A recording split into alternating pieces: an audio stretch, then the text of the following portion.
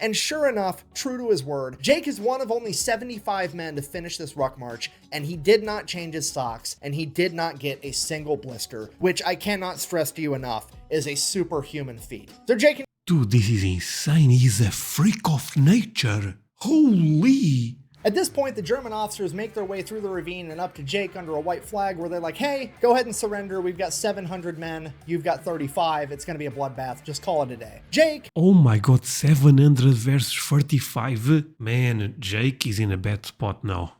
Being Jake is like, no, but you're welcome to surrender to me. The German officer, thoroughly annoyed, is like, what are you doing? Today I'll be reacting to American Airborne anti-hero Jake McNasty. My friends, I'm super excited for this one. You guys end up suggesting this video multiple times, but before I go into that, let me ask you for one thing. If you can leave a like, thank you so much. It's the best way to show support. Now, if you can subscribe, well, in that case, forget about it. You make my day. Have that in consideration. Link for the original video in my description, and let's play it. This is hands down going to be the longest video I've ever made. I should probably pee first. Hold on. Okay, take your time. Wait, that was a fake background. What? Today we're talking about America's Airborne anti-hero. Ladies and gentlemen, James Elbert McNiece, aka Jake McNasty, the leader of one of the most notorious military groups of all time, the Filthy 13. What? Oh my god. Wait, is this the Filthy 13? The looks are crazy. I bet the enemy would be scared.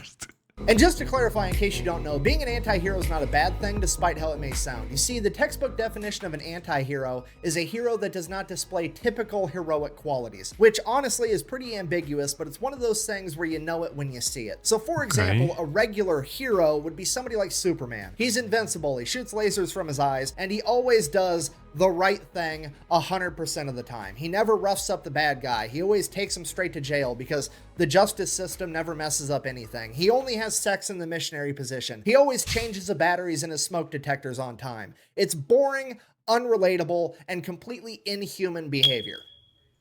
Wait, damn, you went hard on the Superman. To be honest, I like Batman quite more than I prefer Batman, but Superman is cool, come on.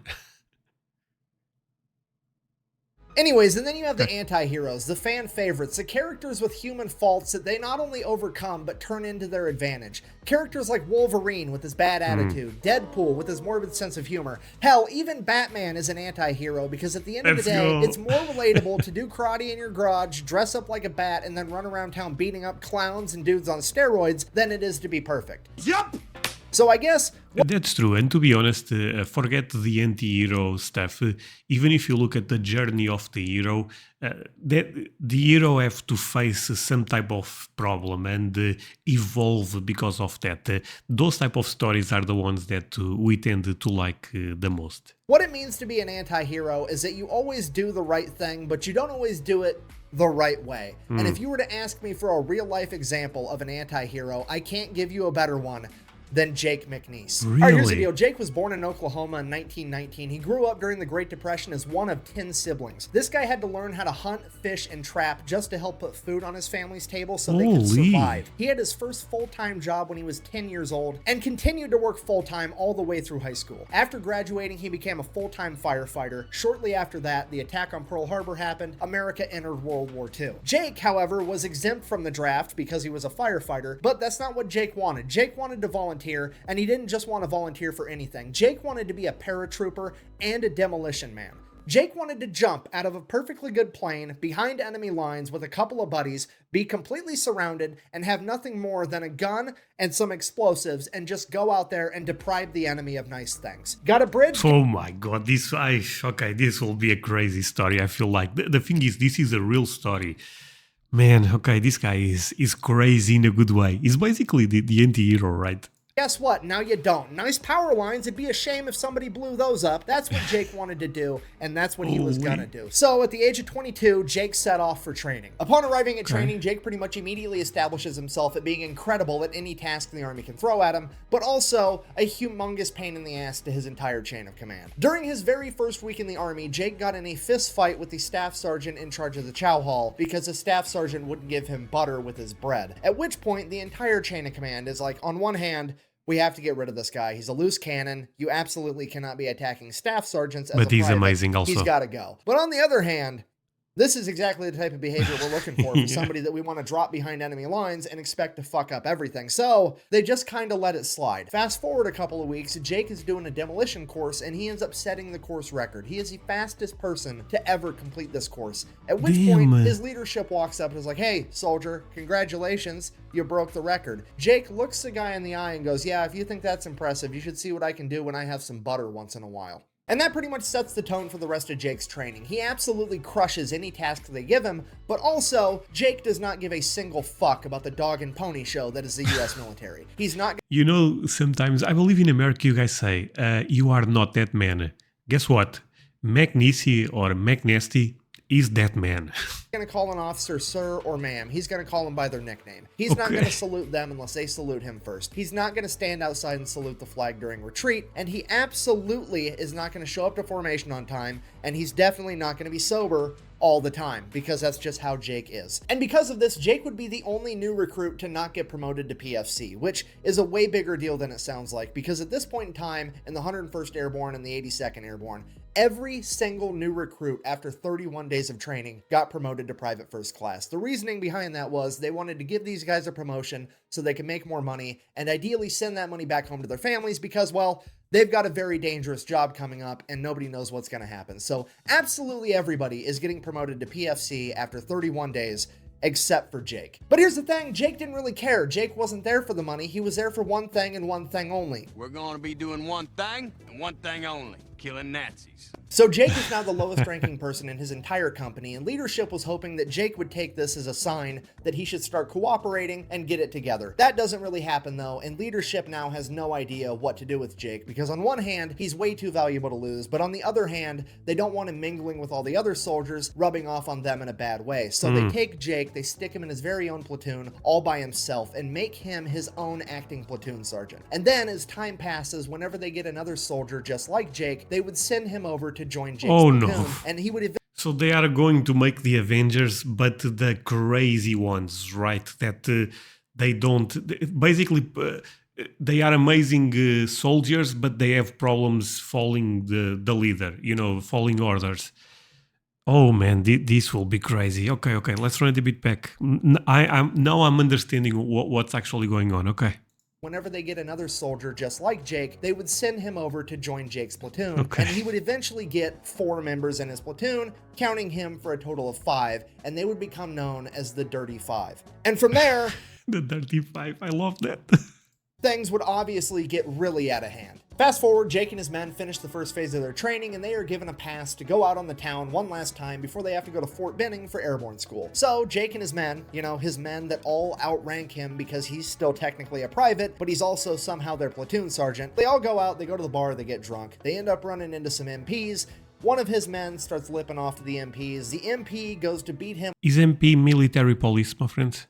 With a nightstick. Jake interferes and says, "Hey, he's really drunk, let it slide." In Jake's own words, and I quote, "He's so drunk he couldn't hit the floor with his hat in 30 throws." Okay, so just let it slide. He's going to get his men back to the barracks. It's going to be fine. The military police, the MP, then tells Jake mind his own business as he turns around to hit Jake's guy with a nightstick, at which point Jake proceeds to beat the shit out of 2 MPs, taking their Colt 45 1911s, firing all the ammunition into a nearby street sign before handing them back their empty guns and saying, "Okay, now you can take me to jail." The next morning... Holy, okay, this guy is wild. Oh my god.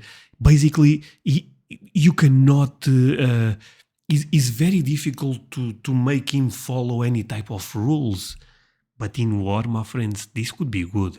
Morning, Jake's commanding officer shows up to the stockade to talk to Jake, and he's like, "Look, not surprised you're here. Don't really..." Sorry, let's run this part back. Man, this is exciting because he's crazy, but for the type of job that they probably want him to do, they need that type of person. Before handing them back their empty guns and saying, okay, now you can take me to jail. The next morning, Jake's commanding officer shows up to the stockade to talk to Jake, and he's like, look, not surprised you're here, don't really care what happened. Here's the deal. The Japanese have the world record for the longest ruck march, and I want to break that record by having a group of guys march from here all the way to Fort Benning, 136 miles, and I think you and your men are some of the guys that are going to be able to pull it off. Are you in? At which point, McNiece is like, 136 miles isn't a problem at all. I won't change my socks, and I won't even get a blister, which, if you've never been in the military and you've never ruck marched, saying that you're not going to change your socks or get a blister on a 136 mile fucking ruck march is an unprecedented amount of shit talking. It's like a NASCAR driver saying that he's going to win the Daytona 500 without having his tires changed a single time. It's like That's going crazy. out drinking, ending up at Taco Bell at 2 in the morning, eating a bunch of steak quesadillas, waking up the next day, taking a shit, and not wiping, okay? It's not possible. So then the commanding officer is like, great, cool, I'll see you at the ruck march. We're going to go ahead and leave you in the stockade for the next 10 days. Until then, though, Jake's like, cool, no problem, I'll hang out. 10 days later shows up. Jake is in a prison uniform with a giant P on the front, and 3 MPs show up with 12-gauge shotguns loaded, and they escort Jake to the starting line of this fucking ruck march like he's Hannibal Lecter. There, he changes into a normal uniform and takes off on a 136-mile ruck march to Fort Benning so he can go to Airborne school. And sure enough, true to his word, Jake is one of only 75 men to finish this ruck march, and he did not change his socks, and he did not get a single blister, which I cannot stress to you enough is a superhuman feat. So Jake and Dude, this is insane. He's a freak of nature. Holy! Oh my God, we are still at the beginning of the video, my friends. This will get... My friends, are you with me watching this? I hope so, because this is getting intense. Man, he's a freak. his men go on to do airborne Hey, I'm not insulting him, by the way. I think he's a freak in a good way, athletic, I feel like, you know what I mean? training. Absolutely no problem. Nothing really of note happens here, except for the fact that Jake... Let's run this part back. Sorry, man. I like this type of videos too much, my friends. Actually, leave me a like if you also have fun with me watching this type of stuff, because that way I can watch more specific fatal attrition videos. Nick is amazing, and you guys already know him, right? So. Single blister, which I cannot stress to you enough, is a superhuman feat. So Jake and his men go on to do airborne training. Absolutely no problem. Nothing really of note happens here, except for the fact that Jake is still a private and has still not been promoted in any way. After completing airborne training, Jake and his men are going to go to Camp McCall, North Carolina, where they are to receive expert saboteur training. They'll be receiving extra training in demolitions. They'll be receiving training in how to drive tanks, how to drive bulldozers, how to drive excavators, how to drive trains. Pretty much anything and everything they could teach these guys to be able to wreak havoc on enemy infrastructure is what they're learning in Camp McCall, North Carolina. Jake and his men continue to do what they do. They wreck every task that they're given. It goes perfect. Jake and his men... So, my friends, just a quick recap to see if I'm understanding this well. Basically, Jake McNasty, his job potential will be to destroy infrastructures, right, from the enemy. In this case, Germans, right? And this team will be also a bunch of crazy ones. And Jake is a freak of nature, but also have some problems dealing with, authority and stuff like that. This could go very well or very bad. And are now about to go to England, at which point they are given one last pass to go out on the town one last time before they ship off. So Jake and his men go out drinking. Somehow or another, they end up at this little tiny diner neighboring a train yard, at which point one of the trains pulls up, stops, walks across all the other tracks, and the conductors go in and they start eating at this diner. Jake is super drunk and he's like, I don't want to walk back to the base. I'm stealing that train. And that's exactly what he does, because the army just taught him how to drive trains. So Jake proceeds to steal a train and drive it all the way back to just outside of Camp McCall, where he abandons the train, goes in, and goes to bed. But everybody knows Jake did it. My friends, is this a real story? I love Nick, but is this a real story? He actually, you know what? I know stories of people that, end up stealing...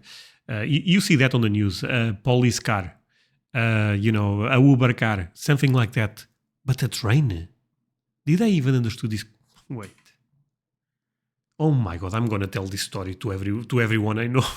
abandons the train, goes in, and goes to bed. But everybody knows Jake did it. Nobody's turning him in, so Jake gets away with it again, and now Jake and his men are off to England. So Jake and his men arrive in England. At this point, Jake has 13 men in his platoon, including himself, and they all come to the same exact conclusion: English food fucking sucks, which is on par with every opinion of it I've ever heard, which seems weird to me because it's a country that took over most of the known world for the sake of trading spices, and apparently nobody came to the conclusion that, hey, maybe you should put some on the food. But whatever. Because the food sucks, Jake decides, hey, I'm a master at hunting and fishing and all this other stuff. I'm just gonna kill enough animals to feed my entire platoon by myself. And that's exactly what he does. The only difference is he has military grade equipment to do it. Jake is going out in the woods at night with a spotlight and an M1 Grand, and as soon as a set of eyes looks at him, it's getting blown to smithereens. Jake has his men going out fishing with explosives, okay? They are eating. Oh my god, this is getting... Sorry, my friends, I know, look, I pause a lot normally, but I don't think I ever pause it this much. This is getting crazier and crazier. Everything. Couple of problems with that. One, there's strict water rationing going on. The soldiers are only allowed to have 1 shower a week is how little water they have to spare. So all 13 of his men come together and they decide, hey, we're just not going to take showers and we're going to use all of our water rations to clean and cook all of this game that we're killing. And because now they started stinking, they would all become known as the Filthy 13. The other problem with that was apparently all of the game was technically the property of the king, and the only people that were allowed to hunt it were the lords and ladies of the land, which definitely was not Jake McNiece and the Filthy 13. So Sir Ernest Wells ends up figuring out what Jake's been doing. He gets super pissed, ends up suing the government for like $10,000 for all the animals that Jake and the Filthy 13 ate. The entire unit gets in a bunch of trouble, and Jake's kind of just like, meh. I mean, what are you gonna do? I was hungry, so I ate some food. What do you want from me? If I'm in trouble, go ahead and punish me. What are you gonna do? Stick me in an... Look, to be honest, this is the ultimate insult to British food. The guy had to use explosives and stuff like that to get food for him. Oh, man. Airplane, make me jump out into enemy-held territory where a bunch of Germans are going to try to kill me. Joke's on you, I'm into that shit. And the entire military is just kind of like, we literally have no way to punish him. So he gets away with it yet again. Fast forward June 5th, 1944. The day before D-Day, Jake and the Filthy 13 are given a separate and extremely dangerous mission of going out, capturing and occupying an enemy-held bridge that's supposed to be able to help Allied tanks penetrate further inland. After a day, they'll be reinforced from troops landing on Utah Beach. And if Jake can't capture and occupy the bridge, he is to blow it up so that the enemy can't use it for reinforcements. This mission is deemed extremely dangerous and borderline impossible, but leadership figures if anybody can pull it off, it's going to be Jake and the Filthy 13, because let's face it, the entire command structure at this point in time is basically looking at Jake's platoon like a fragmentation grenade of fuckery and bad attitude that they finally get to yeet at the enemy. So after receiving the... That's crazy. The thing that I'm scared here is Jake, even though he is crazy, he is also crazy talented. He's a freak of nature, like I said. But what about the other guys? Do you guys think that they will be competent, you know what I mean? Or they are just crazy and doing too much? Because I trust on Jake. I'm not sure if I trust... I mean, I should not even say I trust Jake because he is also a bit unstable. But yeah, let's see it. Their mission, Jake and his men go out to start boarding the C-47s to take off at midnight to jump into Normandy. At which point, Jake decides that he's going to whip out his straight razor and shave himself a mohawk. He tells everybody that he's part Choctaw Native American and he wants to honor that heritage. However, in reality, while he was part Choctaw, he had heard that Germany had a lice epidemic and wanted to go there with as little hair as possible. Regardless, his... Oh, but there is some truth to that. He's actually Native American. Man, that's why maybe because that could be the reason he's such a freak of nature, you know, because I'm not sure if this is a stereotype, but some of those natives, they are crazy strong. His men followed suit and all shaved mohawks. They then began donning black face paint, at which point Jake is like, this is cool, but we can make it cooler. So he goes over to the C-47 that had a fresh white stripe painted down the side of it to identify friend from foe, and the paint was still wet. So he runs his fingers through the paint and goes around painting all of his men's face with white face paint as well. Unbeknownst to Jake and the Filthy 13, there were camera crews there taking pictures and recording them, and they would actually end up going viral, and the entire nation would be captivated by the unique and dangerous look of these men as they prepared to jump into enemy-held territory. So much so that it would actually inspire a movie to be made known as The Dirty Dozen, and Jake and his men would be none the wiser to any of it until after World War II. June 6, 1944, Jake, the Filthy 13, and 18,000 other paratroopers take off in C-47s as they prepare to jump behind enemy lines before the amphibious invasion at D-Day. About 20 miles from the targeted drop zone, Jake's plane gets hit with enemy flak fire and is losing altitude, and they have to bail out early. Moments after McNiece jumps out of the plane, the entire plane explodes, killing some of the Filthy 13 and scattering the rest miles apart. So Jake lands, he's completely unharmed, and he has all of his equipment. The only problem is he doesn't have any other Americans anywhere near him. So he just kind of takes off. He gets in a couple of long-range firefights with the Germans, takes a couple of them out in close quarters combat, and he's just going around trying to find any other paratroopers to group up with. And it's going on for hours and hours, and he can't find anybody. And he's starting to think maybe the whole thing was a catastrophe. Maybe it got called off. Maybe I'm the only guy out here right now. What am I going to do? And he finally comes across one other American paratrooper, and it's a machine gunner that lost track of his machine gun during the jump. And this guy is running around Normandy with nothing but a belt of machine gun ammunition and no gun. And Jake is like, Jesus, okay, well, you're with me now, I guess. Here's my grenades. You take those. I'm going to keep my M1 Grand. Follow me. So now Jake and grenade guys set off to find more paratroopers. So they keep looking, they find some more. They find a squad of mortar guys. They find some guys over here, some guys over here. Slowly, Jake amasses an entire platoon of about 35. Oh my god, he's making a team on the spot. Oh, wow.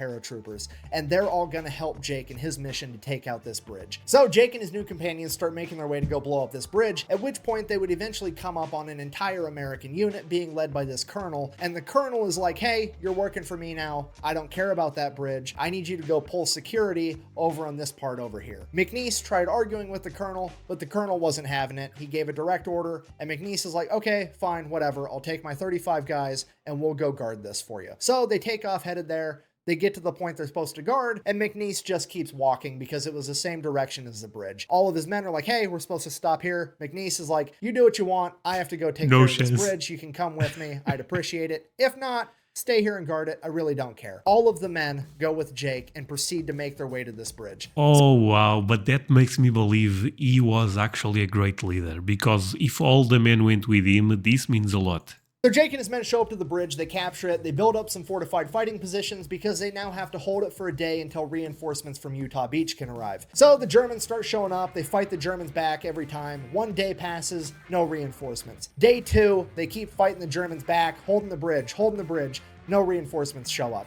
Day 3, the Germans are now on the other end of the bridge with Jake and his men over here, and it is just no man's land in between on the actual bridge, when suddenly an entire squadron of P-51 Mustangs comes up and blows up the entire bridge, because apparently the American leadership determined there's no way Jake was going to be successful in his mission, so they blew up the bridge anyways. Thankfully, Jake and his men would make it out okay. None of them were harmed in the blast from the P-51. Now at this point, Jake decides, hey, we're going to continue to hold our position here, because if anybody is going to try to cross this ravine, they're going to do it right here where the bridge used to be. And sure enough, an entire German infantry battalion shows up on the other side of where this bridge was. At this point, the German officers make their way through the ravine and up to Jake under a white flag where they're like, hey, go ahead and surrender. We've got 700 men. You've got 35. It's going to be a bloodbath. Just call it a day. Jake. Oh my god, 700 versus 45? Man, Jake is in a bad spot now.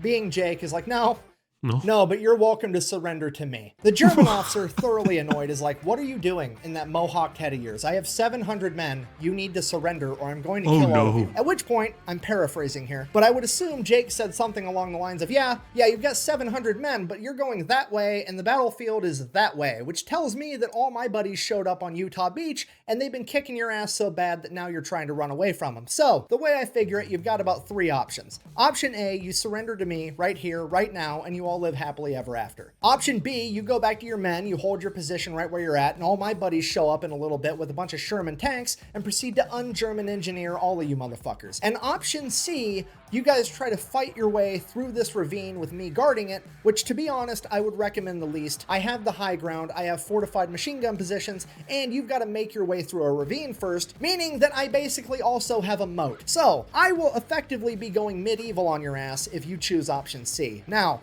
I'm not trying to tell you how to do your job, but if I was you, I would pick option A, because if you pick option B or option C, I can pretty much guarantee that the next piece of officer correspondence that you're going to get is going to be from a fucking Ouija board. At this point, the German... Oh my god, I love Jake. This guy is such a badass, my friends. What? Oh, please tell me, what if this has a crazy bad ending now? I hope this goes well for him. Okay, but this is crazy so far.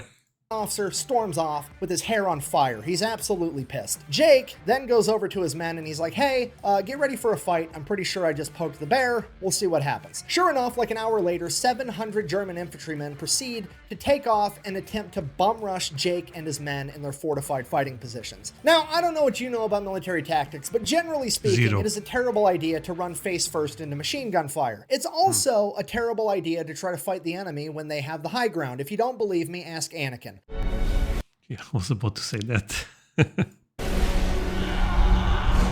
But running face first into a fortified machine gun position through a moat while they have the high ground, and the men running the machine guns are under the command of some American with a mohawk, Native American face paint, who everybody calls Jake McNasty, is literally a lifetime supply worth of shitty ideas. Jake and his men would hold their fire until the majority of the Germans made their way into the water, at which point they would open fire with 4 heavy crew-served machine guns, 2 mortar tubes, and a bunch of small arms, effectively mowing down and decimating the entire German battalion. On that day, Jake and his ragtag group of paratroopers were credited with removing 700 enemy combatants from the field. Shortly after that, the reinforcements 700, my friends. Oh, this guy's a legend already.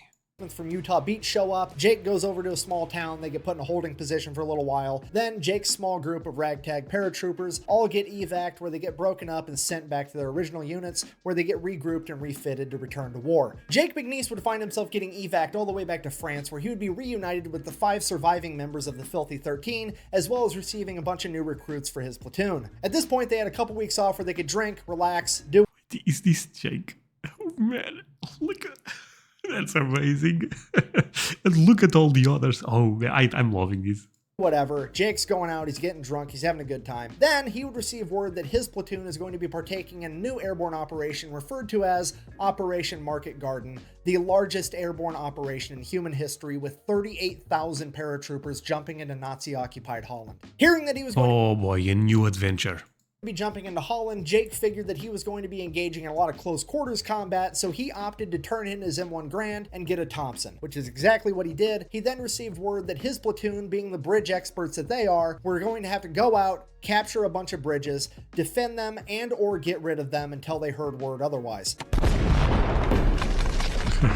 Hey, look, I made a bridge. It only took me like, what, 10 seconds? And pretty much everything goes according to plan there. They jump in, they get to the bridge, they take the bridge over, they hold it for a couple of weeks, then they receive word that they are to go help another unit take over this town known as Eindhoven. So Jake and his men make their way over to Eindhoven, and they begin helping to clear out Oh, I know that town actually. Eindhoven, right?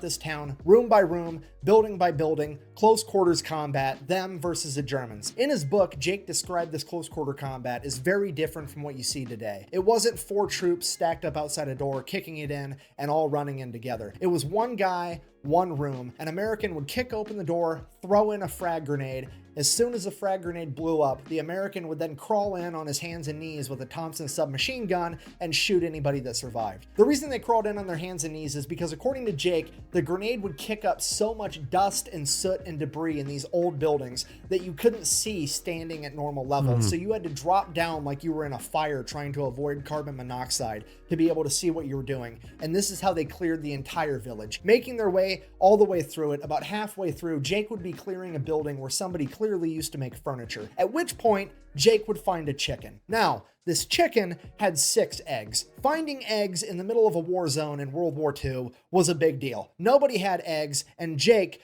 fucking loves eggs, okay? This is amazing. Only problem, he's got to figure out how to get these 6 eggs all the way through this village without breaking them. So he thinks for himself to a second, maybe I could leave the eggs here and I'll come back for them later. And he's like, no, that's not going to work, because one of these other paratroopers is going to find my eggs, and these are my eggs, I want them. So he takes all the eggs and sticks them in the cargo pocket of his pants. And then every time he clears a room, rather than crawling in on his arms and legs, he slides in on one side, the side without the eggs, to ensure that he doesn't damage any of his precious eggs, which is the most gangster shit I've ever heard in my What the entire hell? life. Is this even This real? dude is going toe-to-toe in close quarters combat against enemies with submachine guns trying to kill him, and his primary concern is not fucking up breakfast. This is like a stupid video game achievement for when you want to play it on extra hardcore mode. It's almost like this man knows that he has plot armor. It's absolutely incredible. So he can Honestly, this may be the craziest video I ever reacted to. I'm not joking. This may be the craziest video. Yeah, my friends, maybe the craziest video. This story is actually unbelievable. continues to go on, clears out the entire Hey, my friends, this is a long video, I feel like, right? But leave me a like if you are having fun, because holy sweet potato, is this insane. village, doesn't break a single egg. It's absolutely incredible. They get to the other side of the village, they're like, sweet, we cleared out all the Germans. And then across the field, out of the wood line, pulls an entire German mechanized unit with 10 tanks. Oh, no. At this point, Jake is like, I just want to eat my fucking eggs. This sucks. So Jake and the Filthy 13 go to work. Being the demolition men, it's their job to go around to the tanks and disable their tracks so they can no longer move. And then the infantry's going to come in with their flamethrowers and cook the enemy out. And that's exactly what happens. Everything goes according to plan. They take out all 10 tanks. Not really that big of a deal. Jake reaches into his pocket. Tragedy strikes. He's broken a single egg. It only took 10 German tanks to make this guy fumble enough to break a single egg, and he got to enjoy 5 eggs for dinner that night. Jake and his men would then adopt a holding position where they would chill out for a little bit, hold their position until they got evac'd again for yet another huge mission where Jake and his men would find themselves back in France for a second time. So Jake and his men find themselves at an army base right outside of Reims, France. Obviously, Jake and his men want to go drink in town, have a good time, see if they can find some women, you know, what have you. The only problem is, apparently the 82nd Airborne was there last month, and the 82nd Airborne caused such an issue in town that the military had to bring in a special group of MPs to get the 82nd Airborne under control, and now all paratroopers have been effectively banned from town. I mean, to be My friends, it's fair to say that the Airborne overall is a bit problematic. Not the first time I see these type of references that they really create. They are amazing, by the way, but they are wild boys, right? fair, that's pretty on brand for the 82nd Airborne. Bunch of rowdy dudes. If you don't know, that's their logo. On paper, AA stands for All American, but everybody knows that it actually stands for Athletic Alcoholics. Now, Jake, wanting to drink anyways, comes up with a plan. He's got to hook up with a distillery all the way over in Paris, which is like a 2-day trip away. So, Jake gets a 72-hour pass, starts leaving to go to Paris. His commanding officer stops him and is like, Jake, what are you doing? I'm going to Paris to get some booze for the boys. Jake, Paris is 2 days away. Do you really think that you're going to be able to take 2 days to travel to Paris, go on a week-long bender, and then travel 2 days back all in 72 hours? At which point, Jake looks at the officer and says, and I quote, I don't know. I wouldn't be willing to bet on it, but I'm willing to try. At which point the officer I believe him at this point, my friends. kind of just rolls his eyes and is like, is there anything I can do to stop you? Jake, not really. So the officer just lets him go because he realizes that Jake's going no matter what. It's just a matter of if he wants to get his ass beat over it or not. So Jake makes his way to Paris, goes on a couple-day bender, gets a bunch of booze for the boys, heads back to base. He finally gets back. He's been AWOL for 5 days. They immediately throw him in the stockade for abandoning his post, at which point his command comes up to him and is like, Jake, we've been talking. We really want you to volunteer for Pathfinder school. At which point Jake kind of has a little bit of a panic attack and he's like, they're trying to kill me. Like, they're actively trying to kill me. You see, if you don't know what a Pathfinder is, they're basically paratroopers, but they go out hours or a day before the big, huge paratrooper operation, and they jump beforehand, and then they figure out the best spots to drop all the other paratroopers and radio it back to base so they know where to put everybody. This job during World War II was incredibly dangerous. On a given airborne operation, it required 2 Pathfinders and 1 set of radio equipment to get the mission done. And on every mission, they would drop 10 Pathfinders and 2 sets of equipment because they knew that on average, 8 of them were going to die and 1 set of equipment was going to be damaged or lost. They had a 80% fatality rate on any one mission at any point during. Oh my god, of course he's paranoid at this point. 80% fatality. Fatality. During World War II. And that is why Jake thought for sure they're trying to get me killed. The only silver lining here is they can't make him do it. because Pathfinder is so dangerous that it was strictly a voluntary basis only. But Jake wasn't one to act too quick, so he said he'd think about it. And he goes and he thinks about it, and he's thinking about the war, and he starts to think to himself, you know, Pathfinder school is all the way over in England. By the time they send me there, I start school, I finish school, there's a good chance this war might be over altogether, and I'm not gonna have to make another combat jump. It'll be great. So he's like kind of on the fence about it now, and then he really starts thinking about it, and he's like, man, Pathfinder school's at an Air Force base, and even back in World War II, the Air Force had way better food than the Army. So now he might not have to do any more combat jumps, and he's gonna get some good food. And then it dawns on him. The Air Force base where they teach Pathfinder school is 8 miles down the road from Oxford University, and all the young British men are fighting a war right now, meaning that Oxford is just full of college chicks. And as Jake said himself, and I quote, "This seemed like a mighty fine opportunity to do some postgraduate work." Okay. Fucking love this guy.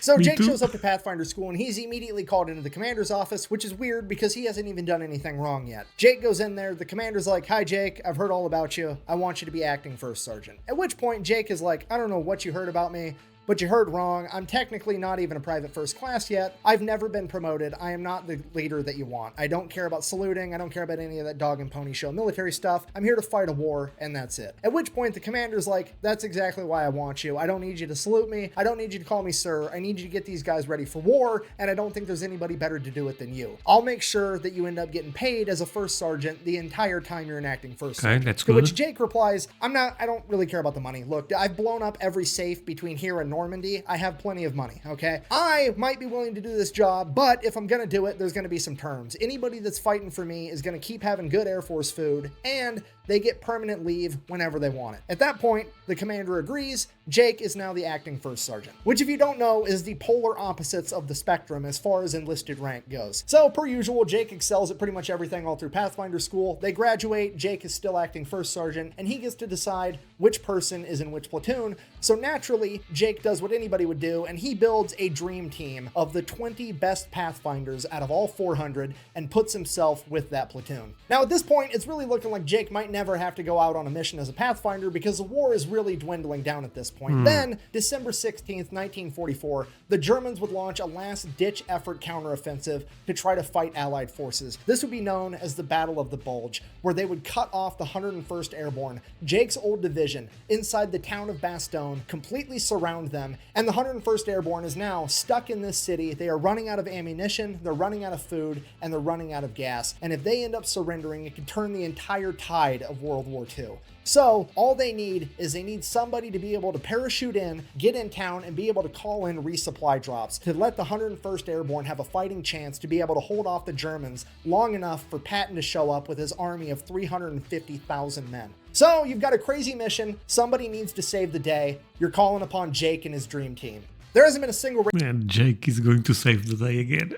radio transmission to come out of the 101st Airborne in over 2 days. Despite that, Jake and his dream team are going to jump in anyways. They have to be able to hit a 2-mile diameter landing zone while jumping out of a plane that's traveling 160 miles an hour, utilizing parachutes that they can't steer. This mission is seemingly impossible, but here they go. They jump out of the planes, they hit the landing zone perfectly. One man, unfortunately, does die, but that is a 5% fatality rate compared to the average of 80. Jake and his men then immediately get to work setting up their equipment in opposite sides of town. And after one guy calls in one resupply, he picks up his stuff, moves to a different location. Then this guy calls in his resupply, picks up, moves to a different location, and they bounce the signal back and forth on opposite sides of town all day, sending signals for resupply. They do this because they know the Germans can triangulate their radio equipment and don't want them to start utilizing artillery to take them out. Within the first 24 hours of Jake and his men landing, they called in 247 C-47s for resupply drops. On the second day, they were able to call in 160. On the third day, they were able to call in 140. On the fourth day, they were able to call in 269. And on the fifth day, they were able to call in 129. Jake and his men have single-handedly provided the 101st Airborne Division with enough resupply to be able to stave off the Germans, to give Patton enough time to show up with his army and penetrate through the German flank,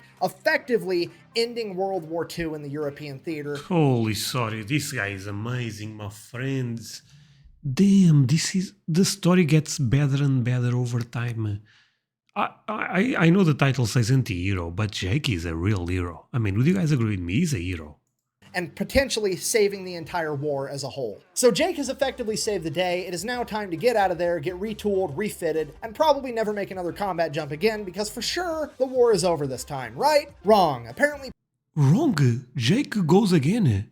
Patton gets in some trouble, needs some hotshot Pathfinders to jump into Prim, Germany, and call in resupply for him. So they're going to Jake and his crew yet again. Jake jumps in, saves the day for a fourth time, becoming one of the only men in history to conduct 4 combat jumps during World War II. At that point, the war is basically over, and they adopt a holding position where they pretty much just party in Germany for the rest of the time. Now, as fate would have it, Jake and his men and some of the rest of the 101st Airborne would end up taking refuge in the abandoned castle of Hermann Göring, like one of the biggest Nazi leaders during World War II. And oddly enough, a bunch of the spoils from all the countries that Germany has invaded all found their way to his castle. Fancy booze, fancy wine, and apparently he was a racehorse fan because every famous racehorse from every country that Germany invaded had made its way back to his castle. So Jake, the Filthy 13, a bunch of other 101st guys are sitting there getting drunk on fancy wine, fancy whiskey, and there's like $100 million worth of racehorse sitting in the barn, at which point they're like, let's throw on a rodeo for all the townspeople, right? Right, and that's exactly what they do. So you've got a bunch of drunk paratroopers riding around all these fancy racehorses.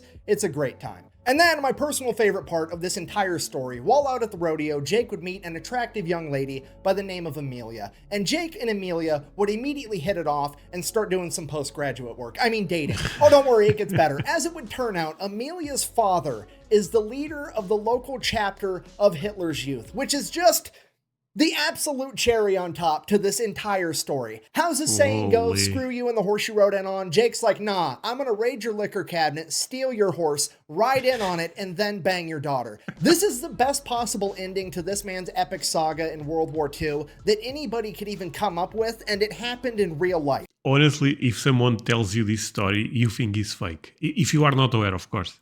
Just to recap, Jake jumps into D-Day, wrecks house. Then jumps into Holland, wrecks house, and then eats some eggs about it. Then he pretty much single-handedly turned the tide of the Battle of the Bulge, and then he proceeds to find the closest thing he can to a Nazi princess and show her that inches are in fact better than centimeters. Shortly after that, Jake would get sent back home. Yeah. Inches are better than... Okay, I'm not going to even debate that.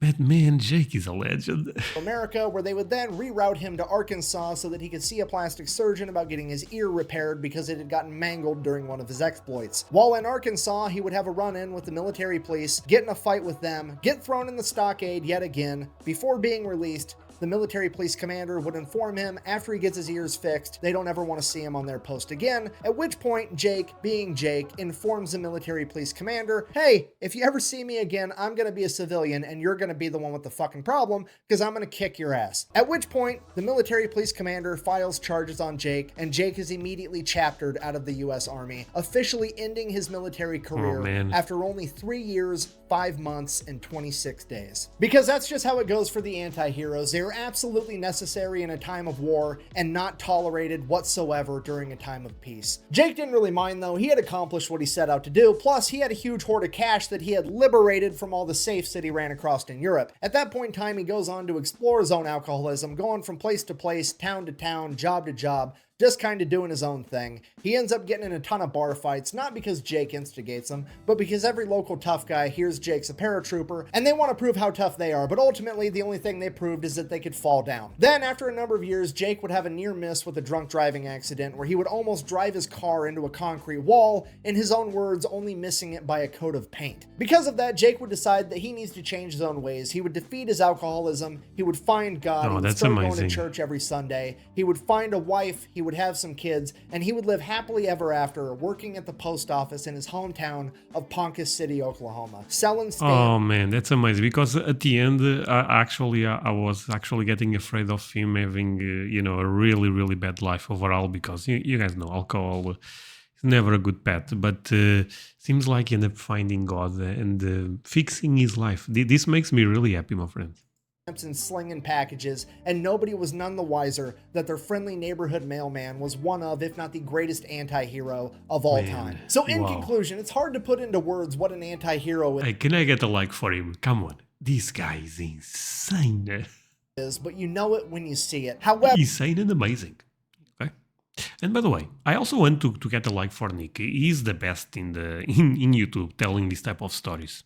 However, the best definition I have ever heard comes from Jake McNasty McNiece himself. When asked in an interview later in life how he managed to survive all of his crazy exploits, he said, and I quote, "I think I made it because God didn't have anywhere to put me." At that point in time, he was so busy, he was only putting people in one of two places, heaven or hell, and I think he knew that I would have goofed up either one of them. So here I am. And I think that might be the closest thing to a perfect definition that we're ever going to get when it comes to defining what an anti-hero is. So thank you for watching. The best way to support the channel is to go buy some merch at thefatelectrician.com. Quack bang out. Well, I should retreat that evening and then went in town that night and got on a big drunk. The MPs was really mistreating a soldier boy. I stepped in, told them to stop it, and they said, "We'll do it anytime we want to." So I took their nightsticks away from them, beat them to the ground. And then I took their 45s off of them and shot up all the street lights and everything around there. And I wasn't shooting at any people, I was just shooting lights. And then we went on in with them to the stockade. And I never did have to stand retreat again. Oh my god, this is amazing. Well, friends, thank you so much for watching with me. What a legend. For me, I know the idea of anti-hero. For me, this man is a real hero. And yeah, thank you. I know this is very long, but I had a lot of fun at least. See you guys in the next one. Bye, my friends.